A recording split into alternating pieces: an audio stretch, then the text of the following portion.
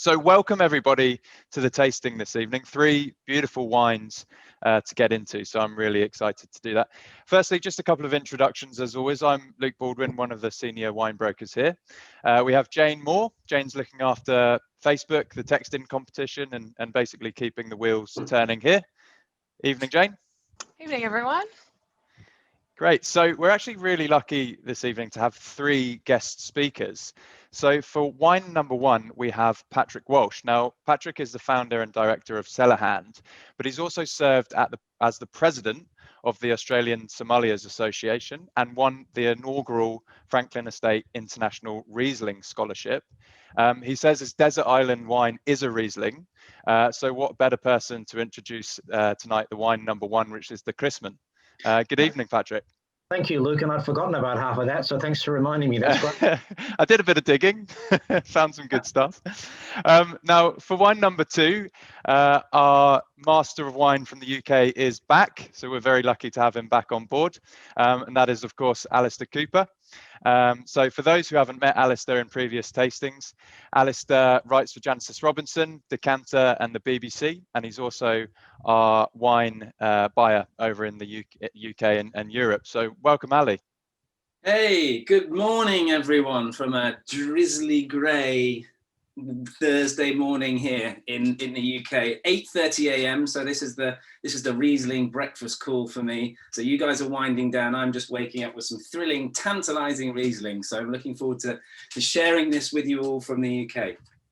Brilliant stuff. Now, for the third wine, which is the Clare Valley Atlas, we have Adam Barton, who is the head winemaker of Atlas. Adam actually isn't able to make the start of the tasting. He had a few prior commitments, so he's going to join us a little bit later on. But we're very lucky to have Adam on. He's a very experienced winemaker. His portfolio boasts a raft of really high-scoring reds and white wines, and we think here at United Cellars he produces some of the best sub-$50 wines in South Australia. So we're excited to get his thoughts on the Riesling, and I'm sure he's got a lot of insights to share. So that is the expert panel this evening.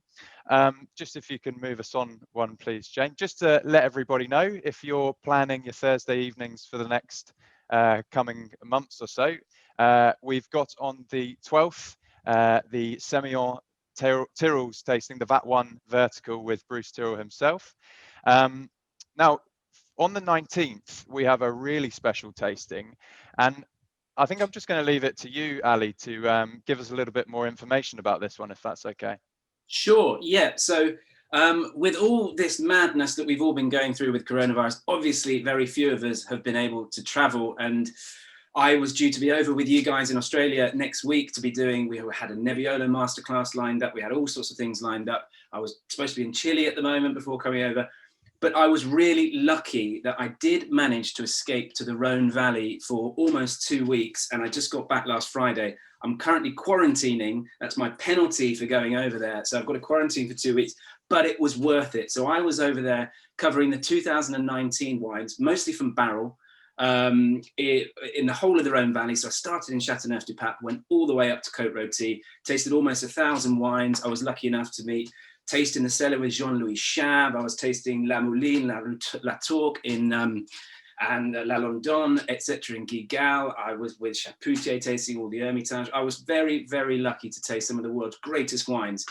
And we thought, well, why not do a really top-end wine tasting of the wines from the Rhône? I'm looking to get some special guests in. This isn't a cheap one, this is an expensive one, but we're drinking legends when we taste this. So we've got some wines from Hermitage and from Côte-Rôtie, and it's really one not to miss. It's a real deep dive into the proper top-end stuff of the Rhône. So if you can join, I would love you to, and then we'll be doing a whole feature on the Rhône going forwards.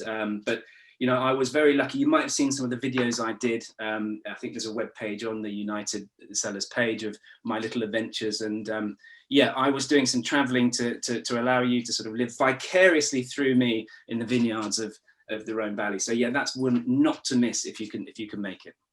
Excellent, excellent. And then just finally, because it is the season for bubbles, on the 26th, we have another debate. So for those of us who joined last week we did a debate format. So again, we have 3 of United Cellars' finest trying to convince you that their chosen bubbles is the way to go for Christmas and the festive season. So that is one that I'm personally really looking forward to, and will be a lot of fun. So those are the 3 tastings. Jane, I believe there was one more, if that's correct. Yeah, so there's just one more to sort of let you know about. We'll send some information out on it soon, but the 3rd of December, we're going to take a little virtual trip to South America. So we're going to have a little look at Chile and Argentina. So we'll be doing a session on Thursday, the 3rd of December. So yeah, so we'll send some information soon, but that one will be a nice, exciting one to look forward to. Brill. Excellent stuff. So those are all the upcoming tastings. Now, we say this every week, but obviously we want this to be as interactive and engaging as possible. So please feel free to use the comments box just in the corner of your screens. We would also love you to unmute and give us your tasting notes, give us your comments. If you have any questions for the experts, please don't hesitate. We'd love to get this as kind of interactive as possible, as I said. We also have the Wheel of Wine quiz. So between each wine, we'll be posting up a quiz. If you text in with the correct answer, you get 3 entries. The incorrect answer gets you 1 entry, and we'll be spinning the Wheel of Wine at the end of the night for your chance to win your favorite wine. So that's a nice little incentive there. So that's enough from me. I think everybody is super excited to get into what promises to be a really, really interesting tasting today. So please get those wines poured, and I'm going to hand over to Ali to give us a quick introduction to Riesling. Okay, right. We can go on to the next slide. I think here we go. So Riesling. Now I'm about to say something that may shock and rock you over in Australia. It's not often I would say this, but I reckon that you Australian consumers are more cultured than us over here in the UK. And that's when it comes to Riesling. I'm not about to say you're better at cricket or rugby, because that's not going to come from me. But when it comes to Riesling, you guys know far more about it than we do. Over here in the UK, a lot of customers will call it Riesling. They don't even know how to say the grape variety. And that's a bit of a hangover, I think, from the war over here. And after the World War, a lot of cheap, quite sweet Riesling flooded the UK market, and people weren't sure what they were going to get. So very misunderstood grape variety over here. But if you ask pretty much anyone in the wine trade in the UK or in the world, what are their favorite 2 grape varieties, undoubtedly it will be Chardonnay and Riesling, and normally Riesling top of the tree. And why is that? They're both 2 very different grape varieties. Riesling and Pinot Noir are 2 grapes that can really express their terroir, and we'll talk about that a little bit later. So Riesling is a grape variety. It was first registered in 1435 in the German, on the river Rhine in Germany. And it then became, actually in the UK and globally, the most sought after wine in the 1850s, commanded higher price than Bordeaux, higher price than Champagne. And then it went through a slightly wobbly period with the war. But Riesling in Australia, I mean, you guys, as I say, are far more cultured than we are over here. So what makes Riesling so special? It's high levels of natural acidity, means it's a wine that can age beautifully, elegant flavors that also manipulate and change over time. And the key one for me, it's extremely age-worthy, and that comes back to its high levels of natural acidity that means it can age. And we're going to get back to this. It's not terrier specific, it's terroir specific, but I've just spotted a little spelling mistake on the thing. I'm not sure that terriers are that keen on Riesling, but I certainly am. So it's a great variety that's very hardy, it's very frost resistant, and it yields quite well. So those are big ticks as well for winemakers, especially when they're making it in Germany. And we're going to head over to Germany in just a second. But one of the key things that we'll actually, I'm going to leave this. We'll talk about this, about how the key factors of making Riesling, and I'll talk about that when I talk about wine too. But I think hopefully you've poured wine number 1. So we're going to head first of all to the home, the spiritual home of Riesling, and that is Germany, and to the Pfalz region. So Patrick, leave it to you now to take over. Thanks, Ali. Great to work with you again, mate. It's always good fun, and you always prompt me to say some things that I hadn't thought about remembering. And one of those to start. I back up what you say about the reputation of Riesling in the UK. I started importing German Riesling to Australia in about 1999, 2000. On one of the very early trips, I remember going down to a tube station in London. There was this massive billboard on the other side of the train, like they have, and it was yellow and red text, and it said, "If you think you know German wine, drink again." And it was a push by the Wine Grower Association of Germany to get people to think about German wine and German Riesling in particular in another way, because you're absolutely right. The reputation was in the gutter. Liebfraumilch and all these things, and sweet wines and bag-in-box and all this stuff, and it was a very dour reputation. You go back 150 years before that, of course, Rheingau Sweet Riesling was the most expensive wine on earth. It was more expensive than Chateau Yquem or the Great Bordeaux. Somehow they lost their way. But then, and it's really in the last sort of, I would say, 25 years that the tables have been turned, and the world now realizes quite rightly that Germany is the spiritual home, if you like, of Riesling, and they've done a fantastic job. And what that's done is drag the rest of the Riesling world up. The Austrians took notes, the Alsace, they're a bit slower to take note, but they've taken note, and there's been a great cross-pollination of ideas and in the Riesling community, and I call it a community. We talk to the guys in Germany. We've introduced people to Australian Riesling. Likewise, I'll go to Philip Wittmann's place in Rheinhessen, and he'll pull out a bottle of Grosser Polish Hill. There's all that sort of commonality of purpose. So thanks for reminding me of all those things. The wine we're going to start with, I think, is a really good introduction to Riesling, and it's a great snapshot of what German Riesling can be. This is all so high tech. This is fantastic. Look at this. Isn't it good? Isn't it? We're going to zoom right into the Pfalz. Now, the Pfalz is sometimes called the Palatinate, as you can see there. And we're also going to taste Alsace wine, I think, tonight, which is a nice synergy as well, because the Pfalz region, the mountain range that you can see is called the Hart Mountains, and that runs into a mountain range called the Vosges Mountains continuously, which is the mountain range where Alsace is. So it's the most Alsatian looking of the German wines, if you like. And I often will use it as a touchstone, as a starting point. If you're going to give someone a German Riesling for the very, very first time, I would never make it a Dr. Lozen Cabernet or a JJ Prum or, something that's all sugary and all low alcohol, and it's a million miles away from what most consumers in Australia are looking for.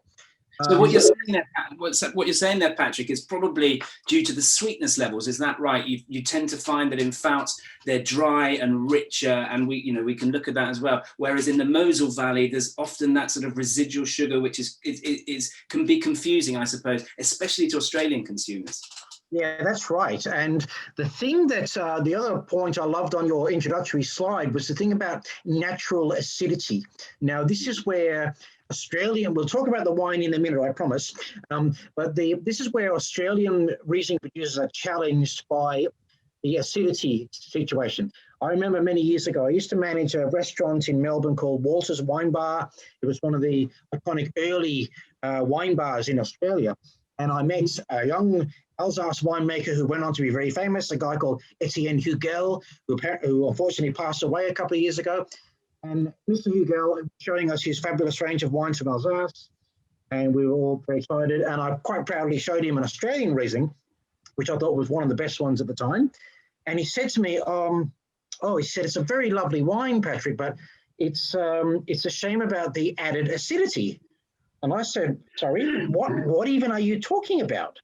And he said to me, and I'll never forget, he said, "Added acidity will always be like this. Natural acidity will be like this." And it was one of those things where you're going, bang, and there's this light bulb goes off in your head.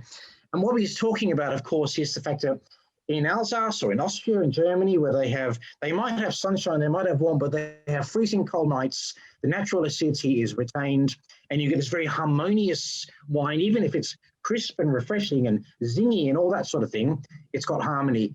That's where Australian producers have had to find the right spots and to find the places where they can make Riesling wines without having to adjust the acidity. Yeah, it's always a surprise, actually, isn't it, Patrick? You often ask me, and we're gonna get to the Australian Riesling when we speak to Adam later. But they always say, you know, we talk about Riesling being a cool climate grape variety. How come, you know, we've got it in the Clare Valley and the Eden Valley, where, you know, clearly just down the road they're making. There's Barossa, there's all these other things, you know, it's clearly a hot area down the road, they're making Cabernet. So it is kind of counterintuitive in a way, isn't it? But it's amazing how it shows how adapting, how winemakers, especially in Australia, have adapted to still create what I would consider, you know, later in the breakout room, we've got the Grosset Polish Hill, you know, undoubtedly one of the world's finest expressions of Riesling. Yeah. Patrick, I'm really excited to try and open the floor. Perhaps you could give us what you pick up out of this wine and your tasting notes, and then we can open it up to the floor and get some people's tasting comments. Thank you, Luke. What I love about this wine is harmony, and I love the fact that it's a classic example of Pfalz Riesling. Now, often in a Pfalz Riesling, you will see, and you have to bear with me on this, but you see a dusty white pepper character in the Riesling. You see this spicy, elegant fruit. Now, it's got layers of citrus, but rather than being lime and lemon, it goes into the riper spectrums of those, where it goes into some of the more honeyed tropical citrus notes, more into some of those yellow stone fruits as well. Great acidity. This is out of 2018, of course, which is quite a powerful year. Only 11.7% alcohol in this wine, and that's because Stefan and Sophie Christman opted to pick as early as they could, to avoid the heat wave, and to retain natural acidity. So, look, I'm thinking about freshness, balance, crunchy sort of honey characters, almost brioche characters, and lovely framed acidity as well. Amazing. There's a little bit more exoticness often from the Pfalz, isn't there? A little bit more, I wouldn't say tropical, but a bit more generous fruit than, say, up in the Mosel, where you get this really limey, more appley and kind of malic character. Here it can be a little bit peachier, can't it? A bit more honeyed, as you say. Yep. Yvonne, you mentioned that you come from this region. Does this wine taste like home to you? What do the ladies think? Well, we're all very impressed so far. Yeah, it's beautiful, actually. Excellent news. So I feel like we're just walking down memory lane. Oh, wow. Have you got any little tasting notes for us, Yvonne? Anything you want to say? And does it remind you of waking up in the autumn and walking through an orchard? Well, no, look, I've only been there once, and I was 19, but my great-grandparents from there. I just remember wine, it was vineyards everywhere and massive asparagus, almost like the size of cucumbers. Oh, they love their asparagus, don't they? It's a lot of white asparagus there, isn't it? I know in the UK we have a lot of green asparagus, but it's white asparagus. And they have menus, don't they? If you go to the restaurants, I've been to a restaurant that has 10 courses of asparagus, all white asparagus done in different ways. And Alistair, you'll probably back me up on this. You can get caught with, if you're there in spargel season, as they call it, the white asparagus. And everywhere you go, every winery says, oh, we've got this great local thing, you must try it. And by the end, you're like, no, spargel, please. It's exactly like that. It's like when you go to Bordeaux and for the first day, the foie gras and Rossini steak is wonderful. But by day 3, I had that in the Rhône recently, although I won't get any sympathy from you. Yeah, no more foie gras, no more foie gras. Anyone else got any comments on this one? Danny, how's it going with your, what have you got? What did you go for, the prawns, or what did you go for? We've got some spicy calamari here to start with. Perfect. Good. That sounds like a good.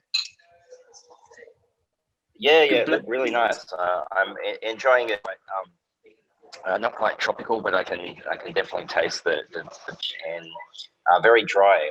I quite like the German styles that are more sweeter. So this is a good difference, and I'd encourage people to try the sweeter ones if you haven't, especially with spicy food. Some of my favorites. Yeah, I think you're right, Danny. I think that actually could be another tasting we could do, Luke. Maybe we can look at that and get Patrick involved as well. Doing maybe because it's the whole sweetness often that throws consumers, and you often find this with consumers. You say, do you like it dry or do you like it sweet?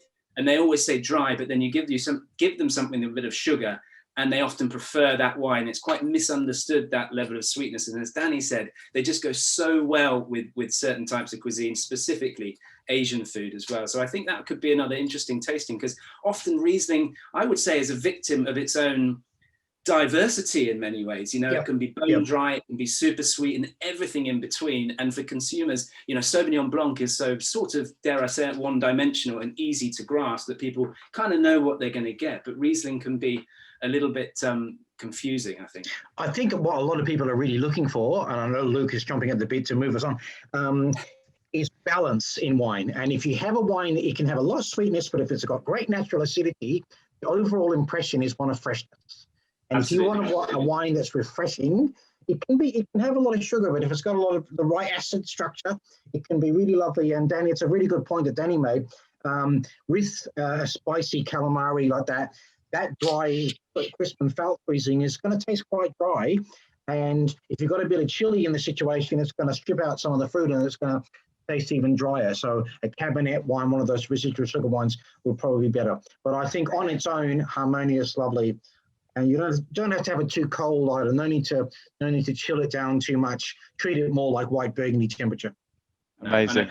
I know Luke wants to move us on. I'm going to say one more thing. I don't think you've mentioned it, Patrick. I think these guys, they farm biodynamically, don't they? Yes. Which is really quite an impressive feat. I know that actually the Pfalz is the driest region in one of the drier regions in Germany, but to farm biodynamically for you out there, it's really quite a struggle to do so in relatively wet regions. So it's and I often can taste the purity in biodynamic wines. Absolutely. Yeah. Beautiful. You've obviously done a few of our tastings now, Patrick. But look, thank you so much for that. We are a little bit conscious of time, so we're going to move on. Yep. But Patrick, if you can just leave us with your kind of finishing comments, if you could describe this wine to us in 3 words, whilst we're benchmarking it off the other 2 that we're tasting, what would be those 3? Sorry, I can't even speak. Minerality, poise, and balance would be the 3 things that I see in the wine. You have this lovely sort of stony, spicy character, very different to the Salati wines of the Mosel, but it's still got that mineral backbone. It's got dryness. It's got lovely poise in terms of it doesn't look like it's all over the place. It looks like it's ready to go right now, and it's got the lovely balance and freshness from the natural acidity. Just looking at that map, there's a number of there's 13 nominated important wine growing regions in Germany. To be honest, the really important ones are the Mosel. You can see there the Rheingau, Rheinhessen, the Nahe, and the Pfalz. They would, I would say, be the most important for white wines. And for red wines, Baden in the south, some of the Spätburgunders of Pinot Noirs from Baden are really fantastic. But as you head north, so Pfalz, Nahe, Rheinhessen, Rheingau, and Mosel are really the most important regions to get your head around. And you really need to think about that when you're drinking German Riesling, because all those regions are quite different. So you need to spend a lot of time and money and get to know them. Excellent. Thank you so much, Patrick. Now we're going to move on. I advise everybody to get wine number 2 into your glass whilst we're just having a look at the text in competition. So Jane, if you can move us on one, that would be great, please. So here's quiz question number 1. Which of the following is not a real grape variety? Is it Cape Riesling, Wein Riesling, Grey Riesling, or Schwarz Riesling? How's that for pronunciation, Ali? Pretty good, eh? Well, wunderbar, I think, as they would say in Germany. I don't speak German, but I think that's right. Do you know what? I don't know the answer to that question. That was the idea. I was hoping you wouldn't know, because is that right, Jane? That way. I was hoping no one knew the answer to this. Yeah, except me. Okay. No, research. So just remember, guys, we need you to text in with the number 1, 2, 3, or 4. Don't text in with the word. You know, it's going to take you ages to have to spell all of those out anyway. So just text in with 1, 2, 3, or 4. And obviously in the bottom right-hand corner there, you've got your number. We need your name, your email, and your answer. So good luck with those. And no Googling. I can see Team Danny looking suspicious there. Team Danny looking suspicious. See, this one takes a long time to Google, which is why that was the idea. Anyone who wants to Google, like, it's just, they can't do it in under a minute for all of them, I hope. And Kate, so were you trying to suggest South Africa? Don't know. So I reckon we've got another 20 seconds on that, and then we'll get going on wine number 2 this evening. Yes, I'm not sure about that answer actually. Jane came up with the questions this week. I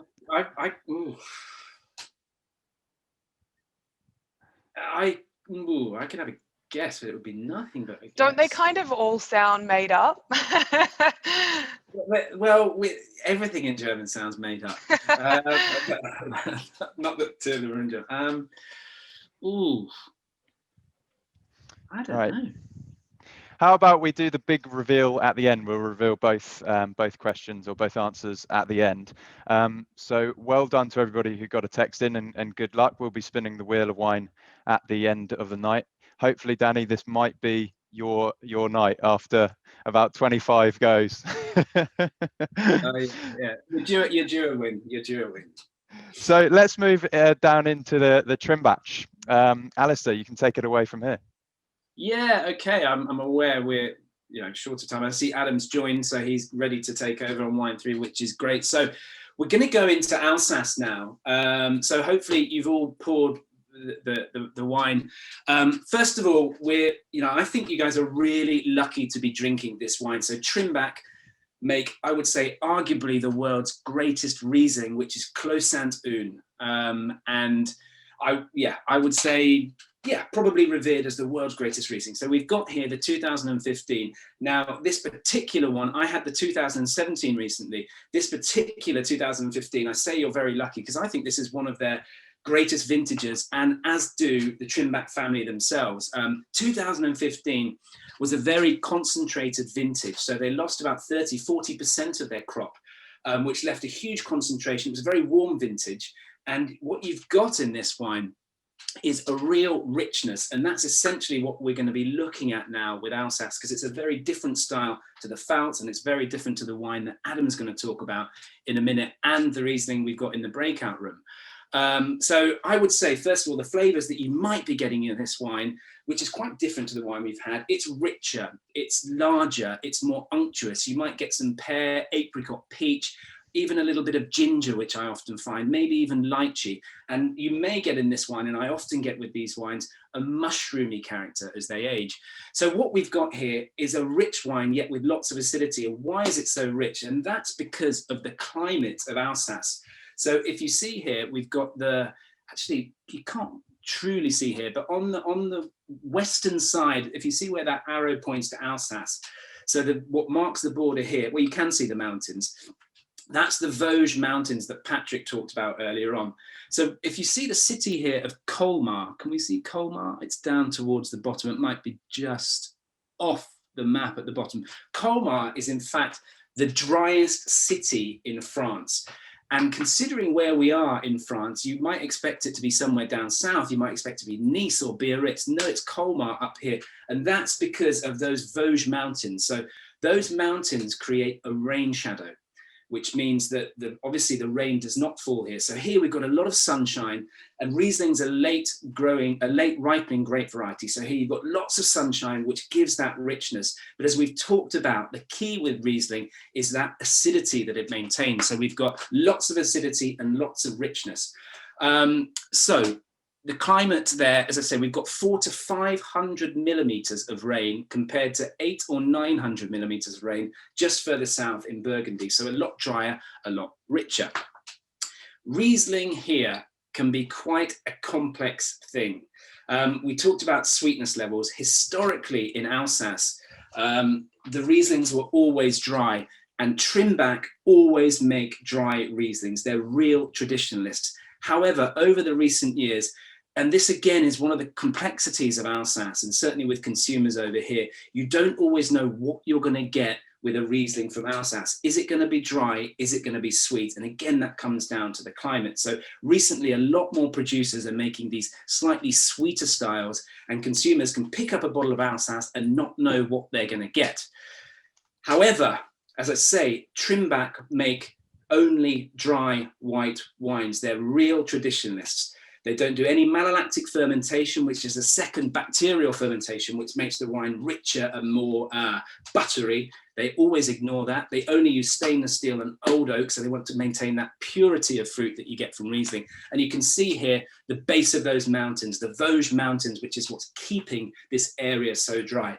So Trimbach themselves are what they call a négociant. They've been going since, I think it says on the front of your label, is it 1626? I think they've been going to. So a family with huge history. The winemaker at the moment is I think is Pierre Trimbach. He's on his 9th vintage, but this is a family dynasty that goes back a long, long way. So they're a négociant. So they buy a lot of grapes, and they only actually have about 42 hectares of their own land spread over 50 parcels. So we've got here some of their vineyards, and you'll see, as I say, those Vosges Mountains, which are absolutely fundamental to the climate of Alsace and getting those rich grapes with all that acidity. So they have, say, 40 or 50 parcels, but they buy a huge amount of grapes. And they're a family of so much esteem that all of their deals are done only on handshakes. They have no contracts, and they've got handshake contracts going back hundreds of years with their growers. So really a reputable, probably the most reputable, well, actually I won't say that because some of the other families might get upset, in Alsace, but making some beautiful, beautiful wines. So they're buying a lot of grapes and making up to 1.5 million bottles, despite only having 40 odd hectares. So I think we can go back. Should we go back to the floor and see if anyone's got any comments on this? Here we go. We're going to go back. So, as I say, I think you guys are really lucky. I can't get this wine over here. It's sold out. And the great thing about Trimbach as well is they normally hold back their Rieslings until they're ready. So they normally release them 2 to 3 years later. And I think that's something that should be commended, and more wineries should do that, because often wines can be drunk far too young. So any comments on this wine about how you see its aging, and can you see how different this is to the last wine? And I think you'll see it's so different to the next wine we're going to look at with Adam. Any thoughts? Should we pick on somebody? Anna, would love to hear your thoughts. Thanks, Luke. That's really nice. So the first thing I noticed about this one was the colour. It's much more darker and richer in colour. I often have a challenge with the whole dry and sweet classification. When we're in northern Italy or southern France and we ask for a dry wine, often the locals look at us like we're a bit crazy. Yeah. So I would not really have classified this one as dry, whereas the previous one, absolutely. Whereas I get a bit of honey in this, which probably just tells you I don't know what I'm talking about. So there you go. That's me. I think, no, Anna, you're absolutely right. And this is a wine that, and this is what Alsace does. It's this very rich style. So this is bone dry. This has got, I think, I can't remember the things, but it's absolutely bone dry. But as these wines develop, they have this sense of richness and honeyedness, and that colour you refer to, it's, I mean, compared to the wine we had before, which was probably almost water white, and the next one we have with Adam, you'll see as well, will be water white. It develops incredibly with age and quite quickly. And that's a lot to do with the sunshine there as well. So it does, I think there's often this confusion with, you get what's actual residual sugar and a sense of sweetness. It's actually just very ripe fruit. And as I say, they had a really hot vintage, so you're going to have a deeper colour. But it is, and that's where the whole balance in wines is really important, because you can have wines that have 10 grams of sugar. I think this has got 2.3 grams of sugar, which is about as low as you can go. And you can have a wine with 10 grams, but as long as that acidity is balanced, then it seems balanced. So this is more a ripeness of fruit actually than a sugar, but the figures don't always tell you the true story. And now, Oh, sorry, Ali. No, carry on, Jane. To your point, I definitely taste that it's a honey character, but it's dry. So it's a bit of a complicated one to understand on your palate. So I understand exactly what you're saying, and there is that age there, which is unlike the other two that we have, that some of that richness is coming from. So I know exactly what you're saying. It's not sweet, but it has that trick to your palate. And I can see the guys at To Me Peg have unmuted, so we'd love to get your thoughts. Yeah, sorry, Jane, I couldn't change the bottom of the thing. I should have spread. I liked Ali's description of the ginger. I think it's more ginger than honey. And I think that really helped that comment. Thank you. It's certainly a very different wine from the German. The German's more like a young Australian. Sounds like it's great for a cold, ginger and honey. I'd rather have this than a cup of tea. Well, exactly. Honey's great for a cold. Honey and ginger, and those actually, I would say, and I'm glad you pick up on that, because that is certainly for me a hallmark of Alsace Riesling. And I reckon now that's why Danny's so happy over there, because he's in the absolute right place. So these are food wines as well, due to that richness. And we said ginger, Asian food, and Alsace wines with that real ripeness and richness and honeyed character, as Anna said, and that ginger thing means that they're perfect for food. Gastronomy, I think Alsace has more Michelin-starred restaurants than any other region. What's their proportion of Riesling to Gewürz? The Riesling makes up, I know at Trimbach they have, I think 60% at Trimbach is Riesling, 60 to 65%, and I believe, I might be wrong here, I think it's 40 to 45% of plantings in Alsace is Riesling. So yeah, I didn't say that. Alsace is really all about white grape varieties. Riesling's king, and then we've got Pinot Gris, we've got Muscat, we've got Gewürz as well. They're the four noble grape varieties. And I think the only other valley in France that is dominated by white grapes is the Loire Valley. I might be wrong there, but off the top of my head. But yeah, certainly Riesling is absolute king. I think it's around 40%. Thank you. Adam Barton, I'm keen to get your thoughts. Being a winemaker, do you kind of look to Alsace as a benchmark for style, or is it something that you try to kind of move away from? Well, to be honest, I think if you first and foremost with winemaking, you've got to be true to yourself and where you are. So we look to the European regions as, I guess, a spiritual home, and we appreciate those styles for what they are.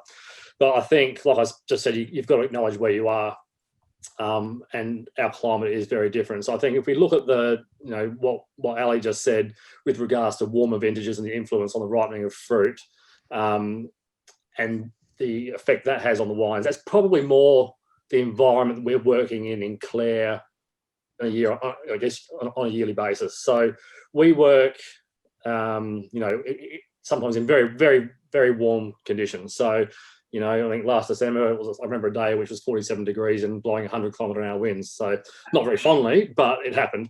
But we do have a little bit of altitude in Clare, which sort of creates a fairly unique microclimate. So we're at about 450 metres, which if you do the long drive or the 2-hour drive from Adelaide, it's actually a bit of a slow creep to altitude. You don't really feel it. It's not like you're climbing a mountain to get there, but nonetheless, it tends to result in cooler nights, which does slow down the ripening.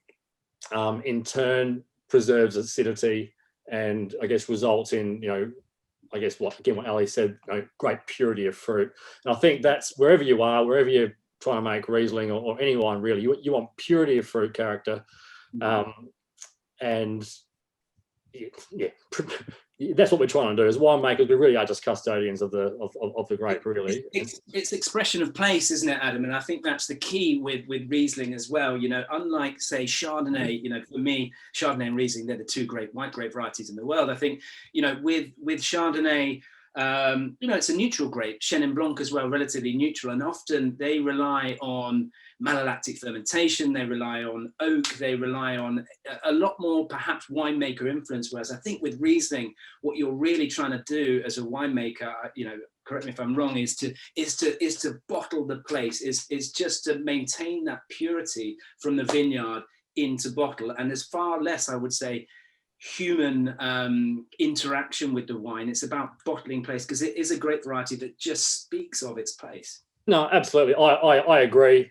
Where humans come into play is when that process goes off the tracks for whatever reason, whatever the vintage throws at you. You've got to try and bring it back to the place, I guess, and keep it going forward. So an issue which we can struggle with is acidity. We get really hot days and weeks, and we can see acidity in the fruit deplete quite quickly. So therefore, in certain years, Australian producers will ameliorate adding small amounts of acid. You have to. Where in the European regions, they'll add sugar to try and balance or leave sugar to try and to try and balance the acid. So I mean, our wine, I think Ali said, that other wine, which I didn't have the privilege of trying, was bone dry at 2.3. Ours is about 0.2 of a gram. It is absolutely stone dry.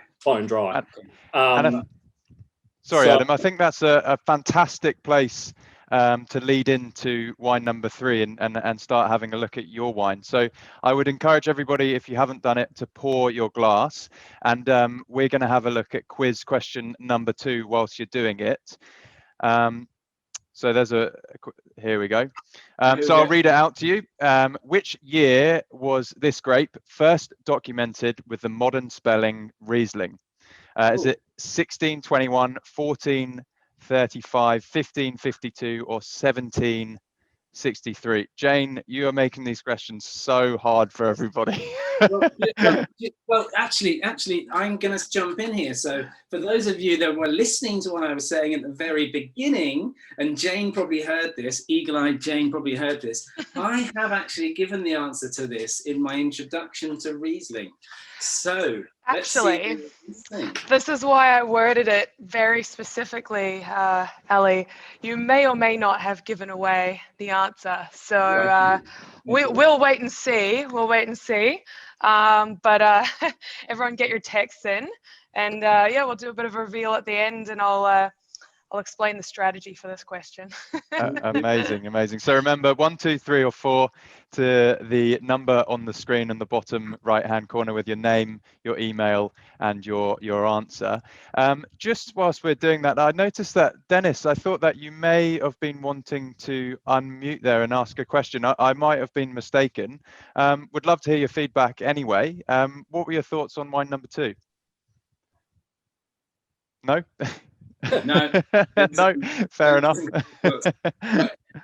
Well, I'll just say a few things. I hope you all enjoyed that one. I think as well that Trimback is, as we talked about, just an incredible food wine. And we're going to go to such a different style now. And I can't remember exactly the price that I don't know how much more stock of that Trimback 2015 you've got.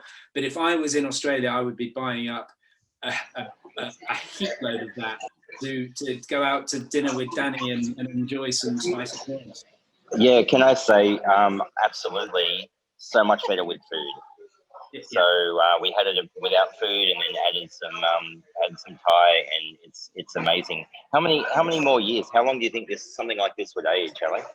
Oh, do you know what, Danny? That's a wine that will go comfortably for another 5 years if you store it relatively well. And I would say another 10 years, and it will develop all sorts of different nuances. More of this mushroom character will come in, and more of Anna's kind of peachy, honeyed character will come in as well. And Anna thinks it'd be lovely with a French chicken casserole. You're absolutely right, because it's got enough richness to go with it. They're wonderful, wonderful food wines from Alsace, and they're very mistaken and very misunderstood. And they were very trendy, I think, in Australia for a while. Every somm wanted to have them on their list, and there's a reason, because they are so versatile with food. Excellent. Well, that leads us really nicely into wine number 3. So Adam, keen to get your thoughts on the Atlas. Oh, I don't mind it.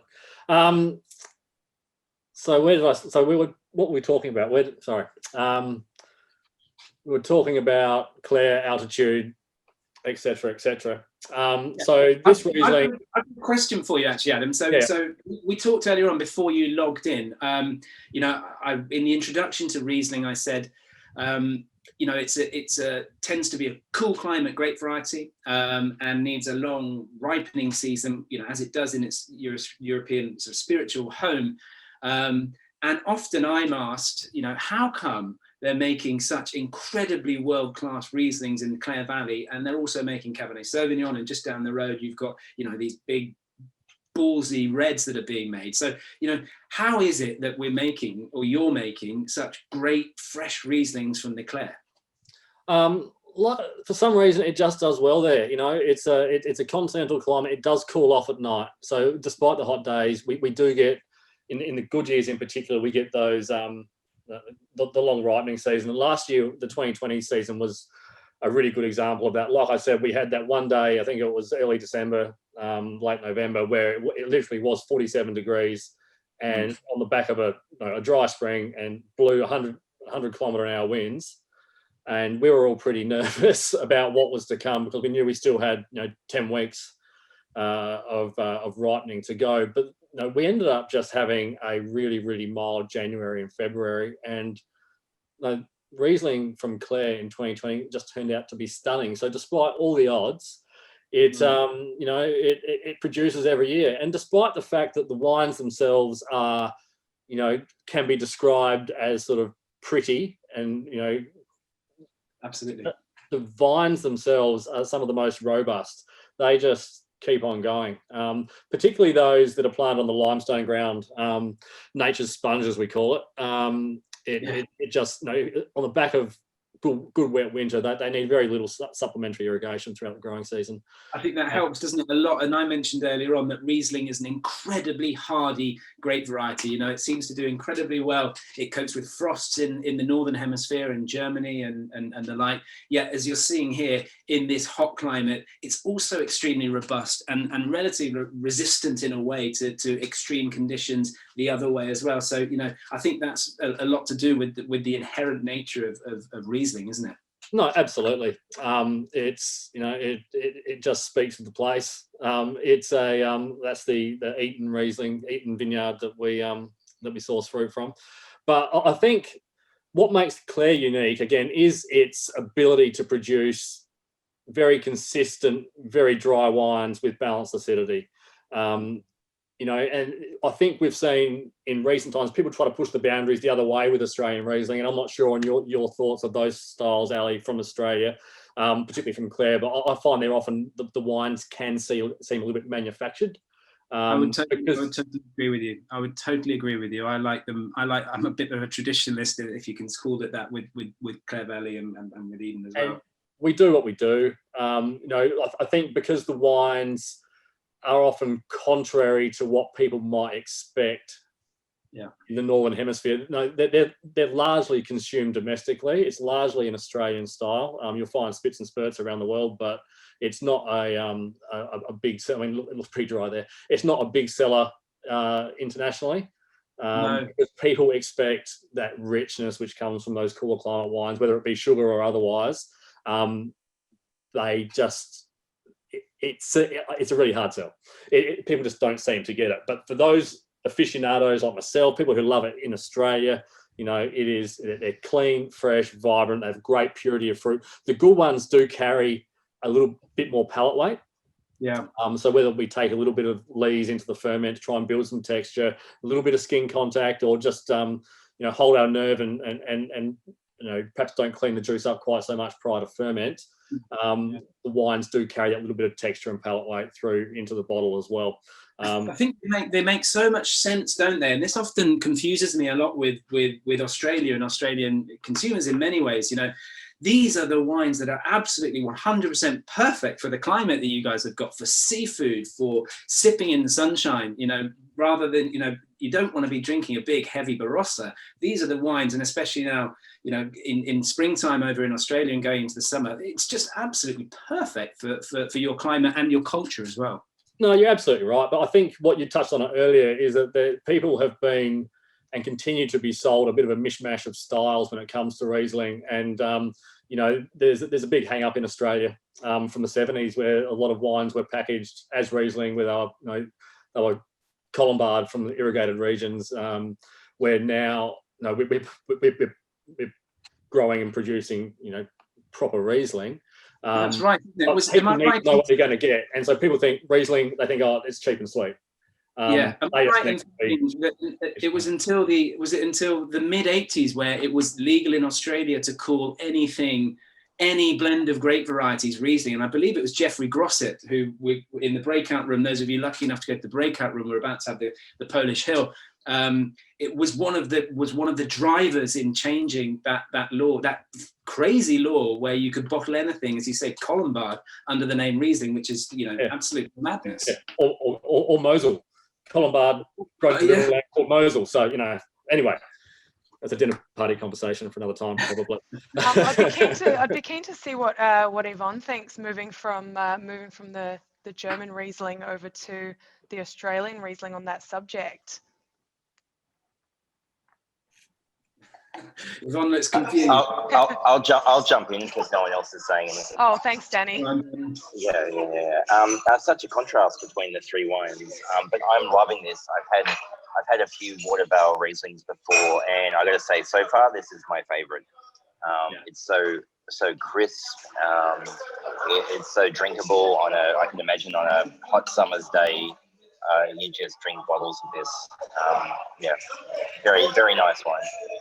Thanks. I think you're right. I mean, and going back to what Ali said, it's winemakers can often get confused as to their importance in the whole process. If you can just capture a place in a good year and put it in the bottle, that's all we have to do. So, at the end of the day, it comes down to good vineyards. Yeah, I think I've got to agree. I'm a massive fan of Clare Riesling, of Eden Riesling, of Australian Riesling generally. And I touched earlier on, Adam, before you joined, that Riesling, certainly in the UK and probably the world over, is just a really misunderstood grape variety, and often because it's a victim of its own success, is a victim of its own diversity. It can be dry, as you guys are now drinking bone dry, like thrilling Riesling that just sort of wakes you up. This is definitely waking up. It's now 9:20 in the morning, and I'm really kind of like thrilled now with this sort of electric Riesling. And it can go, you can go to those richer styles that we've had. You can go to these really appley, crisp styles that we started with, and then super sweet, some of the most unctuous sweet wines that you can find of Trockenbeer and Auslesers in Germany. So it's an incredibly diverse grape variety, and one that we're desperate to see consumers grab onto. But coming back to your particular style, Adam, as I say, this is what everyone should be drinking at this time of year in Australia. Excellent. Can I say, Luke and Jane, this is beautiful. We're all very much enjoying this cheeky Riesling from Valley. So yeah, beautiful choice. Cheeky's a good word. I like that. We've got a stunning platter here as well. You can see our platter and the incredible charcuterie and cheeses and all of the rest. It just pairs beautifully. We love the charcuterie platter. Get it on Insta. Get it on. You're making me hungry. I think what Ali's alluded to too is that because it's Riesling can be a little bit misunderstood, or it actually offers some of the best buying out there.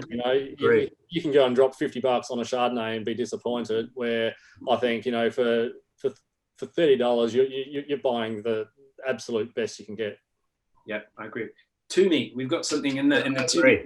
Fred.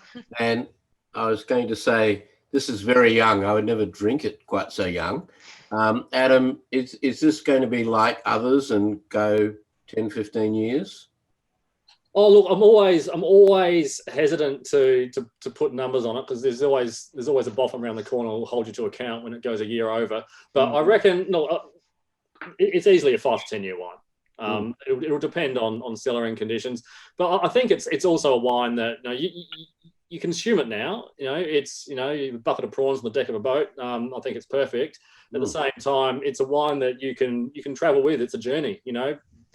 Buy a dozen, buy 2 dozen, try one a year for a number of years, and then you tell the story, I guess. I'm very hesitant to always tell people to buy a dozen and put it away for 20 years and it'll be the best wine they've ever had, because ultimately I think they've missed the large part of the story.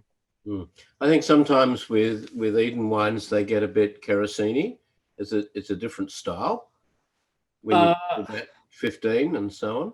Yeah, look, it's kerosene, that TDN character. It's one of those things. It's as soon as some people will start calling it a fault, but from my experience, whatever happens, as soon as there's a boffin out there who can measure it, it'll be called a fault.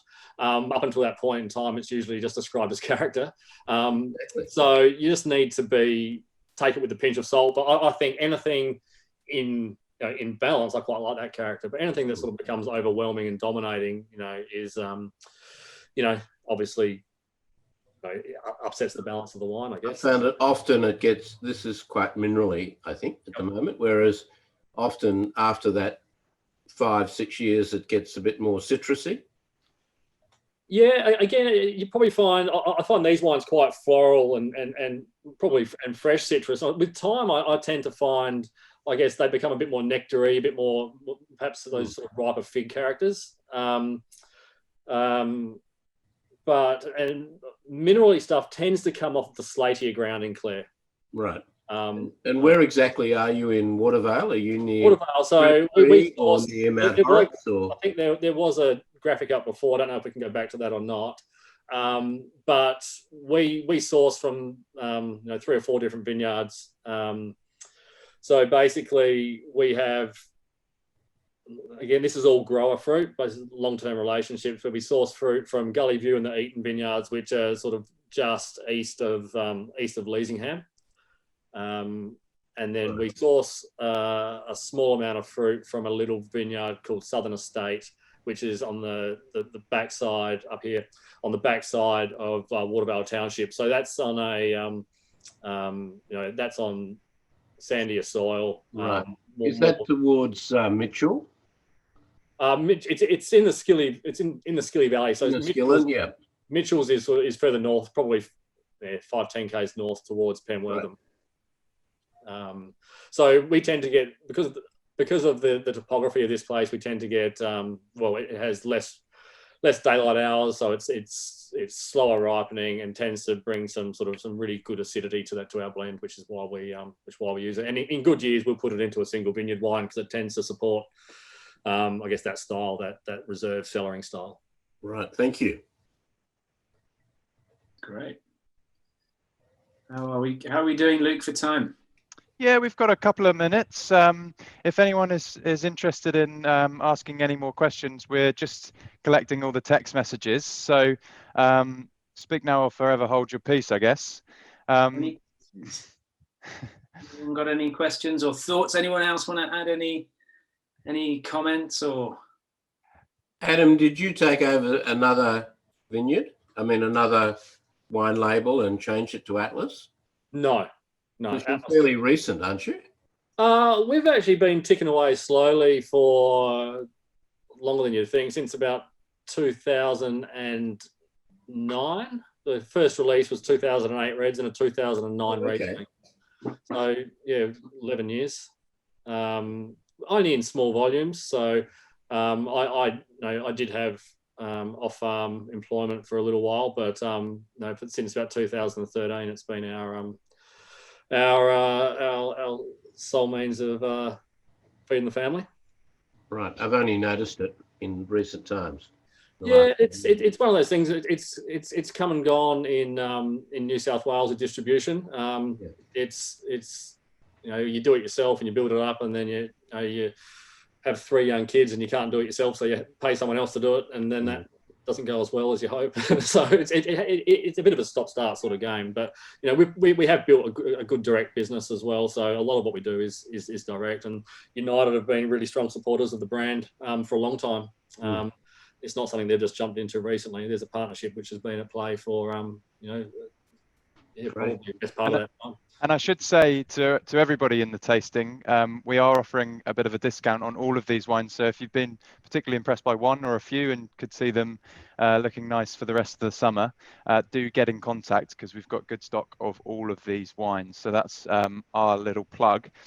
Ali, just before we go into the vote, is there any last comments from you? Can you send me over a mixed case, please, to the UK? I can't get hold of some of these wines over here. So yeah, if you could get me a case over to the UK, I'd be very, very happy. Just trim back to one of each of the others. Oh no, man! I'd like 6 of yours and 3 of Yeah, each of the others would be great. Just to wrap up, I mean, I think hopefully tonight we've looked a little bit, you know, as I said, Riesling is such a diverse grape. You know, you can do such a deep dive into Riesling. You know, we could do a series, we could do a month, we could do a year almost on Riesling and look at different grape varieties. That's how fascinating the world of Riesling is for us kind of grape geeks. But, you know, we touched the surface and looked at three quite different styles here. And I saw that last slide that Luke, you don't need to go back to it, Luke, says, you know, Riesling and terroir. And I think what and Adam and I have talked about this is that Riesling is just one of those grape varieties that it's what I would call a transparent grape variety. It really seems to express its place. It's semi-aromatic.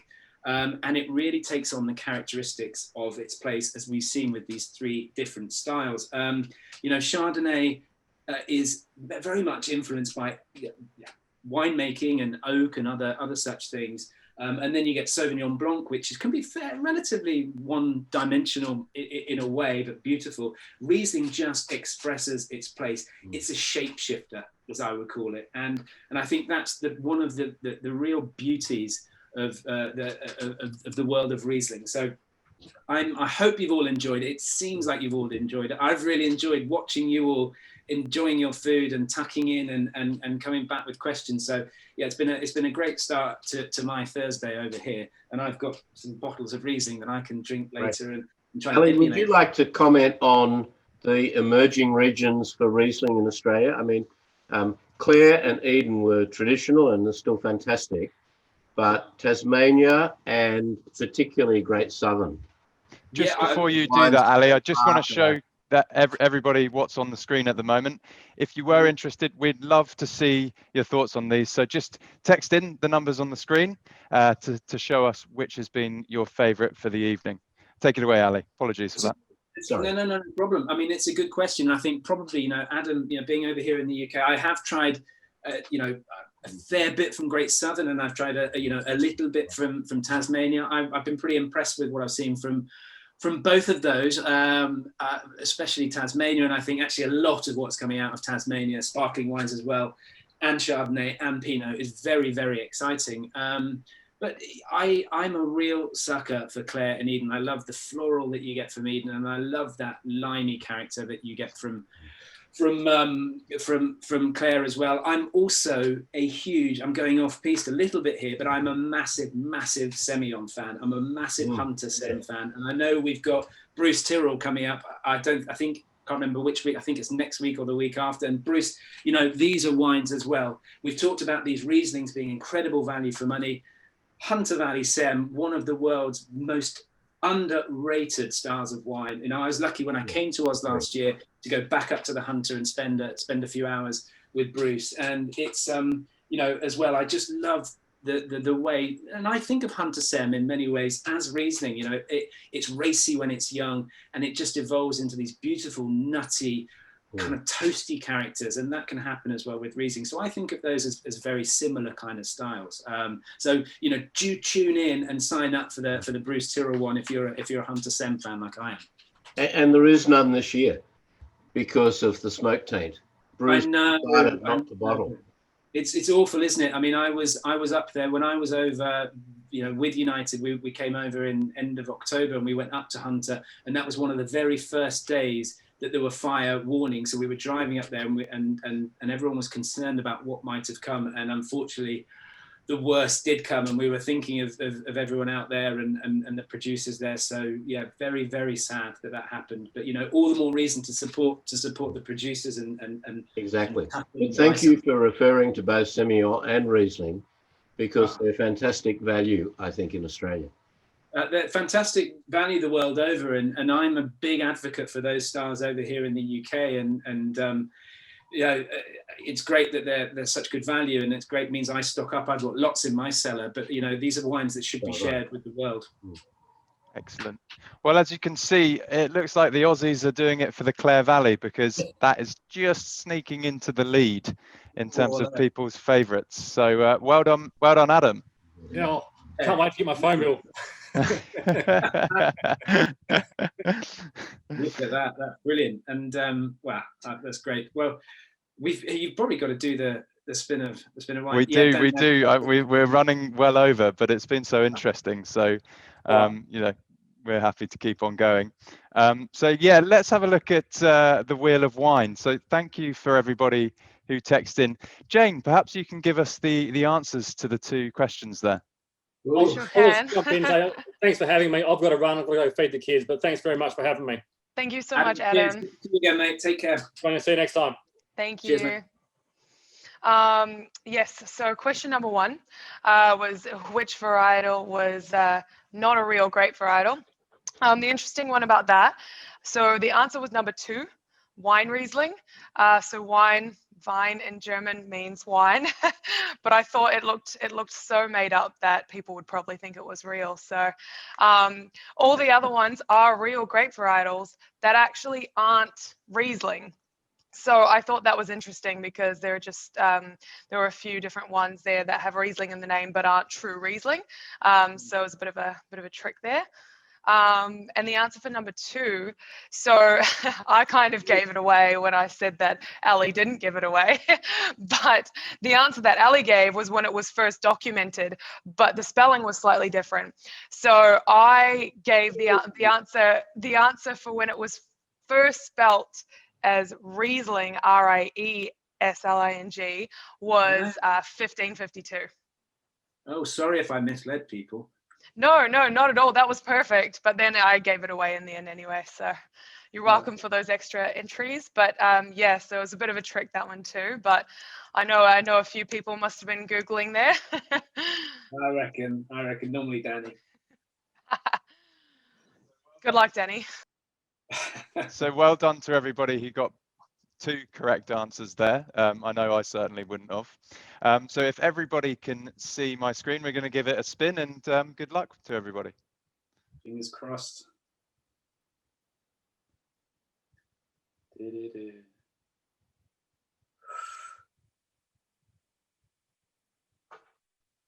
David, well done. Congratulations. We will be in touch to sort that prize out for you. Well done. Well done. We have a winner. Is David in gallery view? Can we see David? Doesn't look. Oh yeah. There he is. He's with Anne-Marie. He's with Anne-Marie. David. Yeah. David, unmute yourself and then we can Unmute and give us a toast, David. Here we go.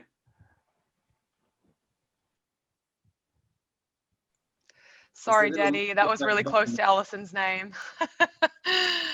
Now you can. Okay, all right. Well, fantastic. I thought that was rigged until I just won then, so that's makes a nice chat. James, we're actually doing the Polish Hill one next, so I'm really looking forward to comparing them all.